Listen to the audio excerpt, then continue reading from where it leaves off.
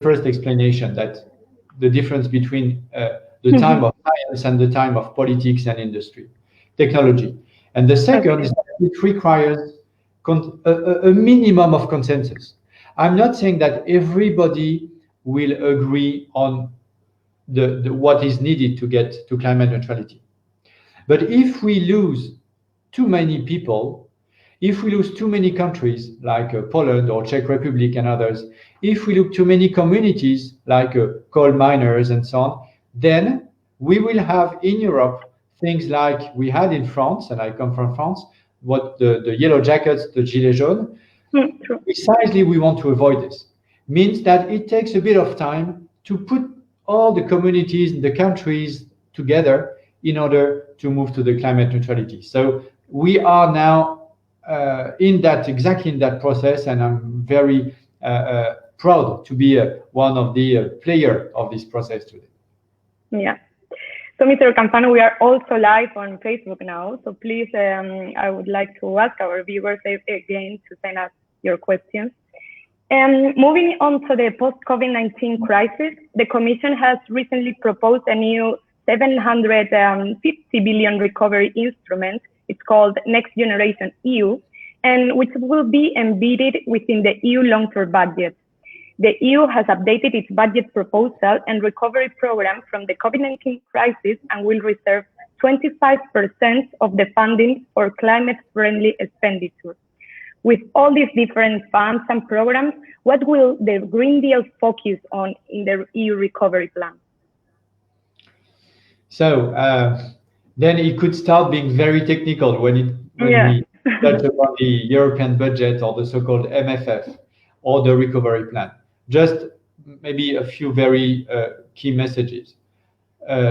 What we want in the European Parliament, and based on what the Commission has proposed, first is a real solidarity tool.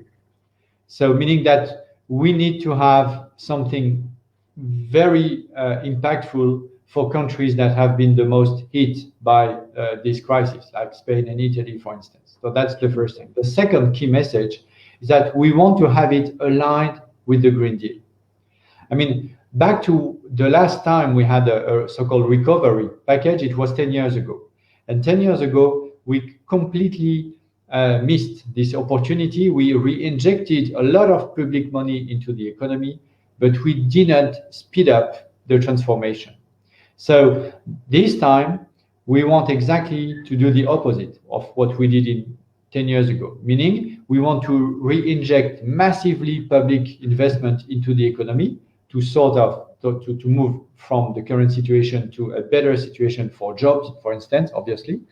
But we want to do it aligned with the Paris Agreement, aligned with the Green Deal objectives, so that instead of delaying the transformation we need on the climate front, it will speed up this transformation, because we will invest, for instance, in the refurbishing of houses, in clean energies, in clean technologies for mobility like EVs, or giving vouchers to European citizens for electric bikes. That's a very concrete proposal I'm making to the Commission. Put some part of the recovery package to the electric mobility and also to the electric bikes, because a lot of European citizens want to get some bikes and to move from cars to bikes, but they can't afford, because they need hundreds of euros to be granted by public authorities. And in Italy and Spain, it's very clear that these member states won't have the budget room to do so. So that's where the European Union could bring a real, very concrete added value. But however, some people still argue that there is no need for a green recovery. Could you explain why it is important to integrate climate concerns in the recovery? Well, because we will not re-inject tons of hundreds of billions of public money twice. I mean, when you look at the figures, 750 billions proposed by the Commission, 2 trillion euros of state aid from member states, more than 1 trillion for the ECB. Okay, so if we reinject all this public money, financing mainly the technologies of the past and the economy of the past without speeding up the transformation, then we will not do it twice in 2 or 3 years' time. So it means that we will probably short-term recover from the COVID-19 crisis, but we will go deeper into the next crisis, which would be the environmental and climate crisis. And as the president of the Commission, Ursula von der Leyen, said it rightly so, one day we will find a vaccine against COVID-19. We will never find a vaccine against climate change. So that's why we need to act now. That's true. And in relation with the vaccine also, building on the lessons learned from the current pandemic, the Commission proposed a dedicated funding program called EU for Health, which would tackle cross-border health threats, make medicines available and affordable, and strengthen health systems. What was the Parliament's role in making this happen, and what do you expect from it? Well, first, my commission, the commission I chair, covers, of course, green issues like climate change, but also public health. And we were advocating for months, for years, that we need in the European budget, we need a broader, a higher budget line for health programs.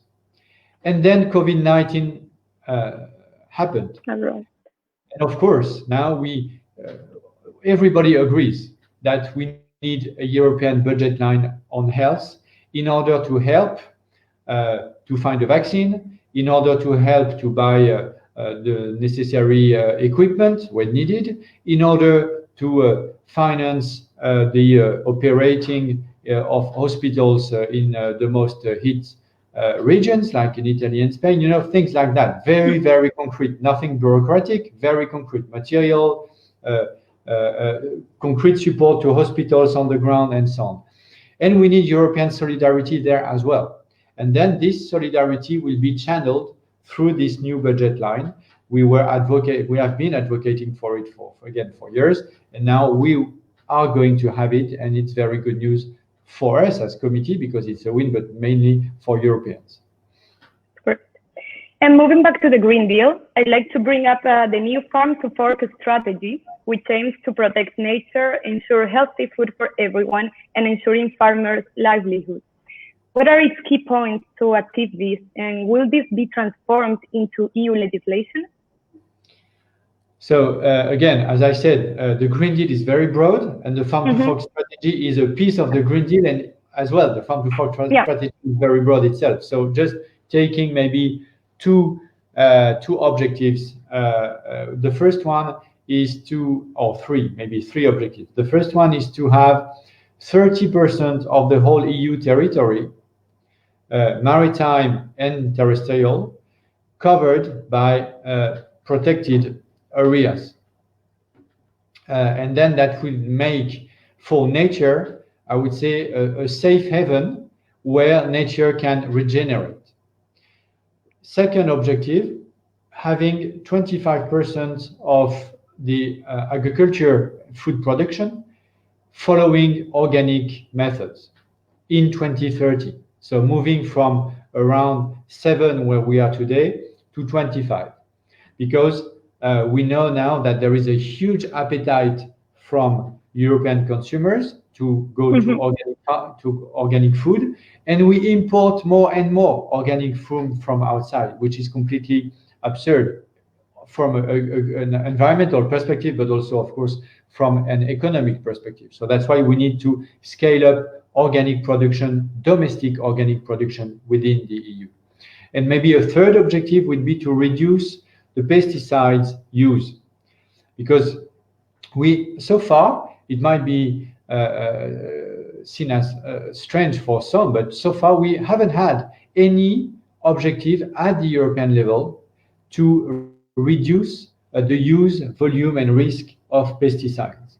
And for the first time we have it. It was also a strong request from the Parliament to the Commission, and now we have it, and we will, of course, translate it now into the legislation. Good. So we received a couple of questions about this issue already. And the first one, I think you kind of answered it. It says, it's from Rafael on Instagram. And he says, Mr. Canfin, saving nature is very important. Shouldn't we also focus on lowering the animal agriculture scale?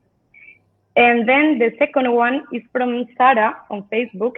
And she says, hi, could you do something to reduce food price for the final customers and make them come with a better quality? The grocery is less fresh and tasty. Thank you. So the first question was on animal welfare, if I yeah. On animal and agriculture scale, and the second one on food quality. So on animals, I mean, it's related to the common agricultural policy as well. That's the main tool we have at the European level to change practices on the ground in the farms. And precisely, we are working on this new agricultural policy. It's under negotiation, and that's something we want to have on board, meaning financing practices that are more based on animal welfare, and we will see how it would be developed. It's too early to say at that stage, but it's clearly something that the Parliament would support.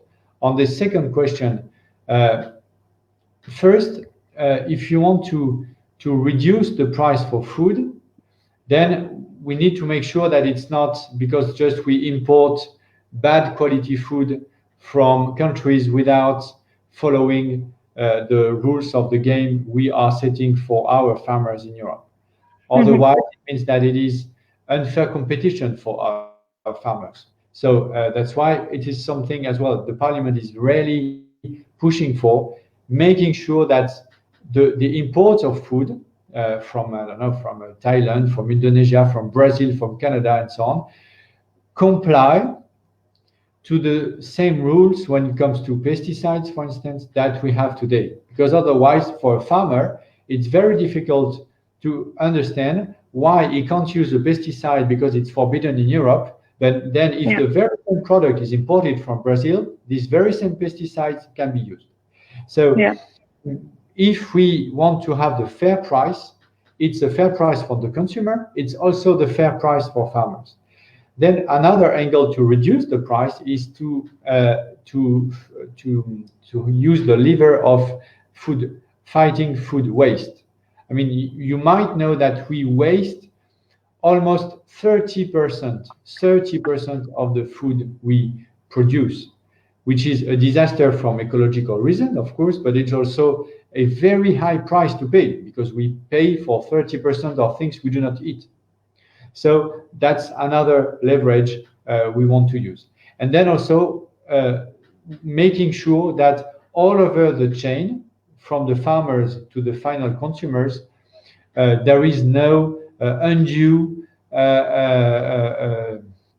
behaviors that will capture part of the value chain instead of giving it back to the consumer or instead of giving it to the farmers. So that's also one key concern of the Parliament. Thanks for your answer. There is another interesting one which comes from an NGO called Siempre VZW. And they say, how do you support grassroots organizations who want to begin with projects in eco-agriculture for migrant minority groups? That's too specific. I think the EU, on that kind of topics, the EU could do two things. The first one is setting the right rules. That's the best way to help farmers. So, for instance, we are pushing for more money for green practices in agriculture. So that's the kind of thing. Then you could have more money when farming well. That's for the review of the CAP. And then you have another tool. The other tool is a direct subsidy to local NGOs, local communities, not through the agricultural policy, but through the cohesion policy. So money transferred to some specific regions or some specific groups that are either the poorest or the more affected by specific crisis, or that could pioneer, I would say, new practices. And so I think that in that kind of cases, we need to set the right rules for CAP, but also I think you could as an NGO go closer to or go to your MEP in your circumstances, in your constituency, in order to see if you could get any subsidy from the European Commission. That's interesting and useful. In relation to the pesticides you mentioned before, Cosmin on Facebook says, what pesticides are permitted? What are we eating? His concern of the food we eat. Sorry, I didn't get you. I didn't get the answer. The question. He asked what pesticides are permitted and what are we eating in Europe? Why they are permitted? Which one? There are thousands of pesticides, and all of them have to pass a sort of test with some agencies in the European level. But I think we should strengthen the test, and we are in a significant fight on this issue. On one example, which are the bees. I mean, if I take, the bees are very unfortunately disappearing from Europe. Why? Mainly because some pesticides are used and kill bees. And the way we assess the impact of pesticides on bees is very loose, I would say. If I take one example, if the pesticide doesn't kill the bee, I mean, in a minute, but just have such an impact that the bee will die 2 days later, then it's considered as safe. So, which is of course absurd. If you take a knock and then the day after you die, of course there is a clear relationship between the knock and you being died, and that's exactly what we should measure with these pesticides. And that's a big fight for the whole majority of the Parliament. And so far, the Commission haven't put on the table the new rules we are advocating for and we are pushing for. So I hope that over the mandate, we will win this one as a very concrete example to review the authorization of pesticides that are the so-called bee killers in order to put them progressively out of the market and save our bees. So you mentioned the bees, and actually that reminded me to the new 2030 biodiversity strategy. You also mentioned it a bit before. As you said, it's also part of the Green Deal. Can you explain briefly to our viewers what does it entail? Well, that's more or less what I said earlier, because farm to fork strategy and biodiversity strategy are completely, let's say, the two sides of the same coin. So again, organic farming, 30% of the whole EU territory protected. Maybe also I could add a binding restoration target for nature, meaning there are more and more areas in the EU where the soil, for instance, is very degraded, and you do not produce any more food because it's not profitable anymore because the soil is very bad. Or a forest used to be a living forest and now is more or less a dying forest. That kind of area, we all know where they are all over our countries. And there will be, and we supported that, and it was a strong ask from the Parliament, and then the Commission respond to that. We wanted to have a binding restoration target to make sure that member states put the right money in place and the right tools in place in order to restore these ecosystems. For instance, to storage carbon in order to fight against climate change, to grow new forests, to plant new trees, and so on and so on. So that's one of the key objectives of the new biodiversity strategy. And we will have, again, as the European Parliament, to make it a law now, and that will be for the next months that we will work on this among a lot of other topics, as I think you have understood that. Yeah, sadly, actually, yeah, the new Green Deal is it's huge, and it implies many different parts. And on that, there is a comment from Pascal Canfin on Facebook, and he says, a new Green Deal requires sustainable standards that cannot be discussed late. How would you answer to him? Are these negotiations going to be delayed because of COVID-19, or are we continuing with the Green Deal? Yeah, it's of course a very important question. I mean, this is behind us. The Green Deal will not be delayed. The climate law will be adopted on time. The recovery package will be based on the Green Deal strategy.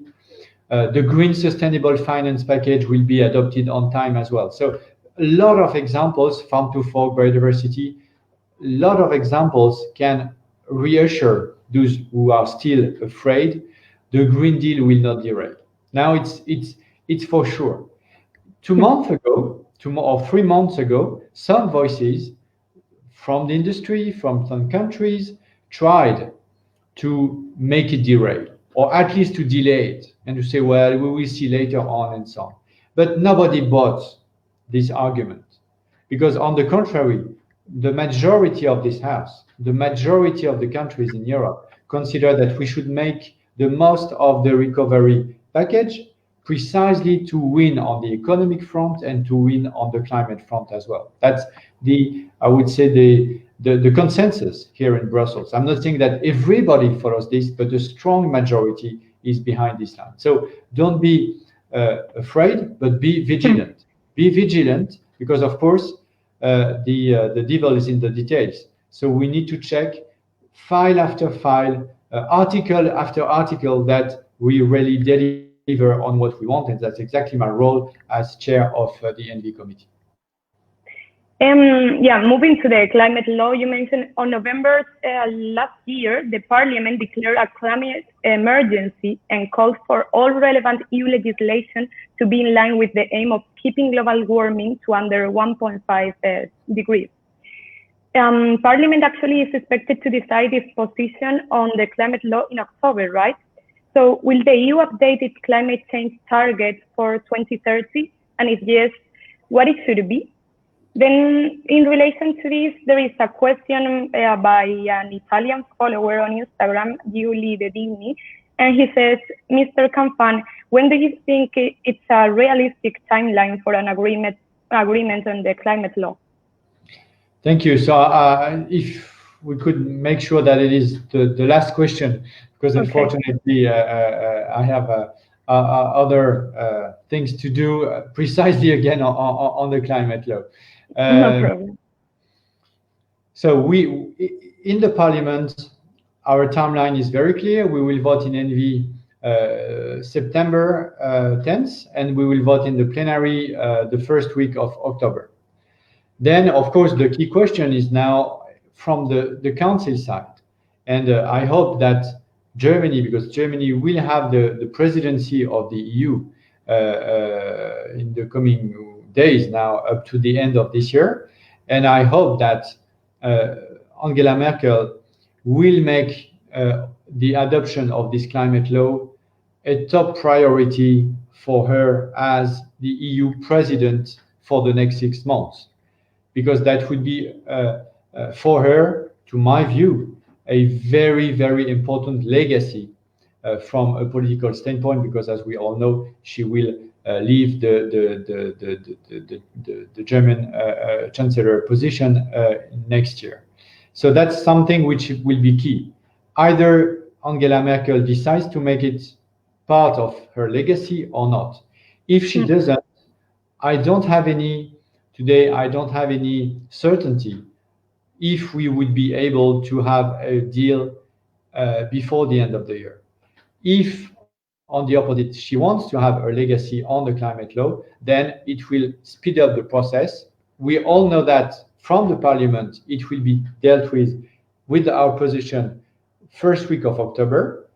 I don't know yet for the council, but if Merkel's will is to close the deal, I would say, before the end of the year, it means that the council has to have its position in October as well, and then we will have 2 months, mid-October to mid-December, to strike this climate law. And then part of the issues to be discussed is precisely the 2030 objectives, but among many others. So Parliament has been very vocal under this mandate to ask for enhanced goals for 2030. Today it's 40%.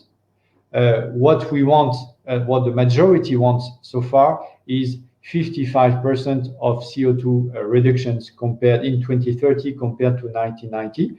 We will see if this majority is confirmed in September in NV and in October in the plenary, and above all, we will see if we can find an agreement soon, which is my very strong wish, soon with the council, because we cannot afford to waste time.